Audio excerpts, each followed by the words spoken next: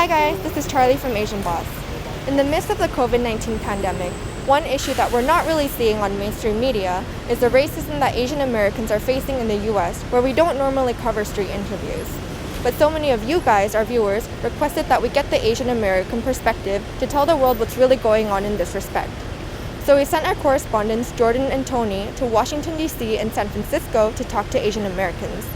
Just how bad is the issue of racism against Asian Americans as a minority in the U.S.? You're about to find out. We're doing this interview today to find out how Asian Americans have been affected by this pandemic. By the way, what's your background? I'm Chinese American. My parents are from Hong Kong and immigrated here. And you are an American citizen, correct? Correct, yep. So I am Vietnamese American. I was born here. So you're a U.S. citizen for... Yes, U.S. citizen. So I'm from Nepal. I came to the U.S. when I was 6 years old. And both of my parents were born in Nepal. Nepal is a country in South Asia. It's bordered by China and India. Are you an American citizen? I am an American citizen. How has the COVID-19 affected you as an Asian American person? Mentally, it has kind of affected me negatively. Just because before COVID happened, I was an English teacher in China, where, you know, I was viewed as kind of like an outsider, a foreigner. And then having to come back to the US because of COVID and being viewed as like an outsider in my own country, you know, that's also kind of affected me negatively. Honestly, I've been fortunate enough to not be confronted. I would sometimes get people give me, they will do a double take when I'm walking by, especially when I'm doing walks with my dog or just walking around, and some people would, you know, intentionally walk a little further when I saw someone just walk past them. So you could see it, it's very passive, but they'll just go around their way to avoid you, so. I think it affected me most on social media, where I saw my fellow Asian Americans getting kind of made fun of in the beginning, like in March and in February, calling them racial slurs, calling them dirty. And it hurt seeing a fellow Asian American facing that in other parts of the country. I myself, fortunately, has not. But again, it just sucks seeing, like, on media, like you see an Asian guy or an Asian girl getting made fun of. And we have a president that calls it Kung Flu, and the China virus isn't making it any better. How bad is the racism towards Asians at this moment? I do remember near the start of COVID, there were plenty of viral videos going around with many Asians being bullied in public. I do vividly remember, I believe it was a elderly Asian male being bullied on the streets, and I mean, yeah, that wasn't so great. I know a lot of cities, there's been plenty of videos of just Asian people publicly being you know, harassed on the streets. In the beginning, I saw a lot of my friends post on, you know, social media sites like Facebook about their own experiences, and these are people I'm very close with too.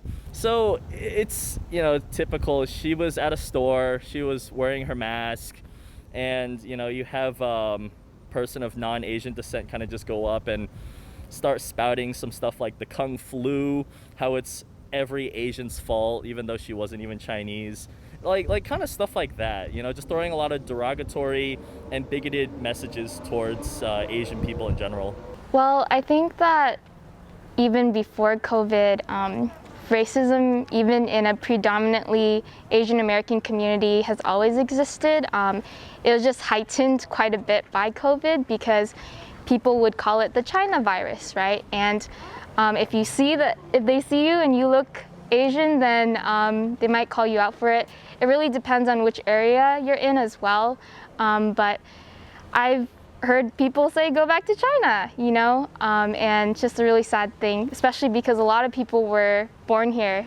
In our area, like East Coast is a little bit better because of the diversity in our community, but for like a lot of the states in like the Midwest, there's a lot, like you hear a lot of reports about like grandparents being attacked, like just like unprovoked yelling, insults, and it's scary because a lot of people are targeting older Asian Americans. Before the coronavirus got really bad in America before we had mandated face masks. There were a lot of people where like if my mom and I were shopping, they would see who we are and then like immediately do something to cover their face that they don't do with anybody else. And like I've traveled to the West Coast by car, so I've been through a lot of the middle states, and there some of the states are a little weird. I got cussed at randomly at a gas station for no reason. When we were driving, somebody started yelling at us and then saying that we should go back to our own country. So, by the way, where do you think this animosity towards Asians is coming from? When did it all start? I mean, it's just like where it started. It's like it started in China, yes, we know, but we also currently have a racist president.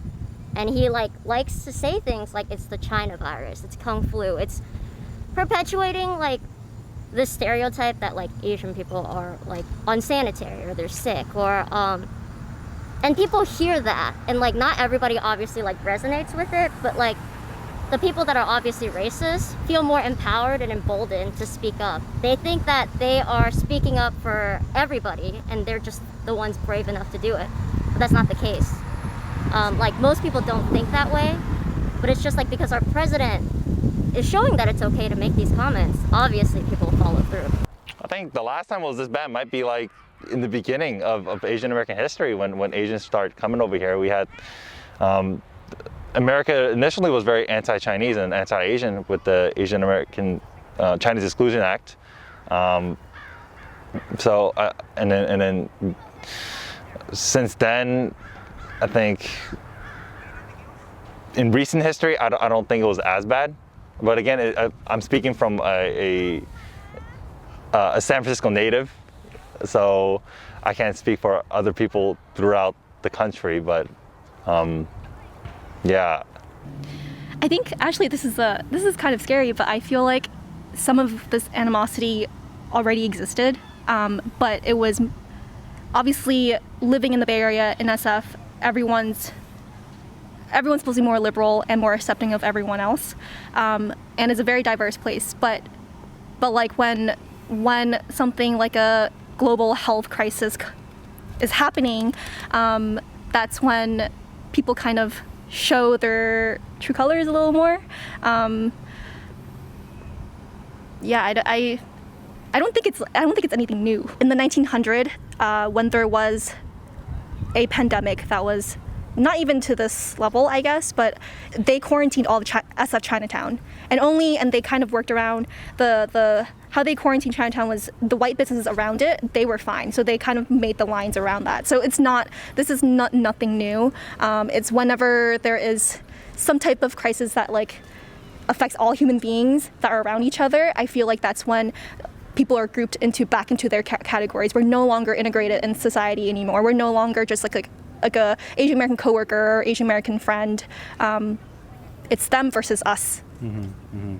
Yeah, I think America throughout its history definitely does a fortunate good job of like using minority groups when they need to find an easy like excuse or scapegoat for certain things. So I definitely think it's like not something we've seen so like drastically in our generation, but it's like been happening definitely for throughout all of American history. So as an Asian American, how does this whole situation make you feel? It definitely did make me a little bit angry, considering that I was born here, I'm an American citizen. Why am I to blame for something that happened, halfway across the world? I think, that's kind of like the gist of racism. It's just you have to put the blame on somebody, and someone's gonna have to take the fall for it. I mean, I feel like people are slowly getting better, but change doesn't come overnight. I don't think everyone's racist, but I do think there's a loud minority that is racist. I feel like you notice the people who are acting racist to you more than the people who just don't approve of racism. But on the other hand, when someone is acting racist, I feel like a lot of people just don't speak up. And I feel like that's a responsibility that we share. I feel like if more people spoke up, then that's one way we would be able to combat racism. I think it just heightened my awareness around racism. Before the pandemic, even before Trump got elected, I think I was very naive that, okay, racism is over with. You know, I think we moved on from it. But after 2016, after this president took the office and the slow racial divide that he has caused, I think I've been much more aware, and me myself had to take a part to you know, speak out and educate myself on what I need to do and how to solve the larger issue. But surely these people being racist towards Asians, at least most of them, I mean, they should tell by your accent that you're American, right? Actually, no. I mean, you get the microaggression, like, oh, where are you from? And then, like, some of my friends, they would have been born here, and they're like, oh, I'm from Baltimore. And they're like, no, but, like, where are you really from? Like, there's an acceptance of us, but also there's kind of like a thin line that they still separates us a little bit. I guess it all comes with how we look, you know? Like, we look different, and so when they see us, it just, I don't know, like, they treat us different, maybe? Like, there's always been, like, an underlining, some type of stereotype, and I think it comes from, like, stereotyping, so that it leads to racism. So I think that's where it comes from. I'm sure they can tell that I'm American, but, you know, I think that just because you're American doesn't shield you from racism. Like, racism happens to other Americans all the time. For instance, Black Americans, Latino Americans. So I don't think racism is solely a, you know, immigrant versus native-born conflict. I mean, I think to people like that person, we're first seen as foreigners. It doesn't matter what type of Asian you are, you're just a foreigner. Yeah, it's kind of sad because, like, I am Asian American. I like grew up here. Like the image of, like, an American, I guess, is still kind of very much defined as like if you imagine kind of if you just ask someone random on the street to describe an American, they'll probably, you know, most of the time, like, mention something white or someone that, like, looks white. What do you think needs to happen for racism to stop? So, first of all, what an individual can do is that when they see racism happen, they call out the individual. They can record it on their phone, post it on YouTube, so the racist individual can be called out. Law-wise, I feel like we need to do more on hate crimes. We need to define hate crimes more broadly. Voting. We need to vote for politicians that have a relatively clean record of racism. We need to pay attention to new legislation passed. Maybe like sign more petitions just to do, like, you know, the basic groundwork. Because, like, I know, like, not everyone's gonna go out and, like, march and, like, you know, but, like, just at the very least sign petitions. Like, at the very least, like, be aware of what's happening, so then you're not ignorant when, like, something really serious ends up occurring.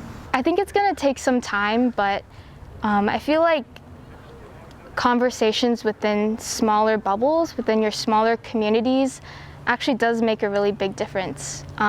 Sometimes people don't intend to be racist, but their comments are racist, and, you know, so that's where you come in with gentleness and love, and you just kind of let them know, like, hey, that wasn't such a cool thing to say. Maybe we can look at it in this perspective. And that's going to come with some time and wisdom, right? Not everyone is going to respond well, but we can't control what other people do. We can only control what we say and do. Would you consider leaving America if things don't improve? Oh, definitely. Oh yeah, get me out of here. Where would you go? Out of curiosity. Oh, probably Canada. Look, Canada's nice. Hong Kong if things die down, which probably, I don't know. Yeah. We'll see. Yeah, we'll see about that one, but yeah. No, I wouldn't. I think that, you know, I'm born in the U.S. I'm an American. This country's my home. You know, I've worked abroad, and, you know, I don't think anything can compare to the U.S. I was born in the States, so it's kind of hard to make that decision. You know, like, all my life I've been immersed into this culture, so I don't think I could really, it would take a lot of thinking from me, but, like, if it came down to that where you know, I'm very worried for like my family's sake, like my grandparents, my mom. Like if it gets to that extent, like probably I would go back to Asia where my extended family are in Vietnam, because in some ways, like I know it will be safer for them there. And lastly, what would you like to tell people who are, they have racist intentions or they exhibit racially prejudiced behavior and want to blame COVID on Asians or another ethnicity? What would be a statement or just one thing that you would like to tell them personally? Right. Well, one, I would probably ask why, where they're coming from, try to understand their point of view. But at the same time, it's why are you doing this, right? Why point fingers and blame people when you could be doing your part to help out, right? Well, I just want to say that you're still human, and we all make mistakes, whether we are racist or not. And so I really hope that there will be somebody in their lives that can maybe shed some light and speak with gentleness about what's really happening. But ultimately,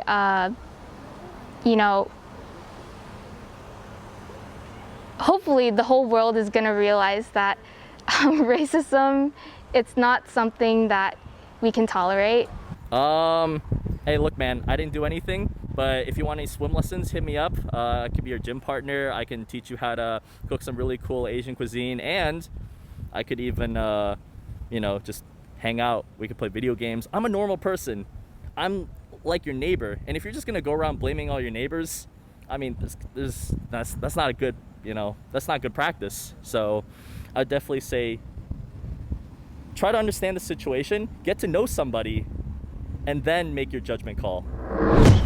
What did you think about people's answers? Did any of them surprise you? Let us know your thoughts in the comments below. Also, given the fact that we don't usually cover stories in the US, we really wanted to thank Jordan and Tony for making this happen. If you want to share your perspective and stories on more issues like this, download our free community app Mogao, which we will leave in the description box. Thanks for watching, and as always, stay curious.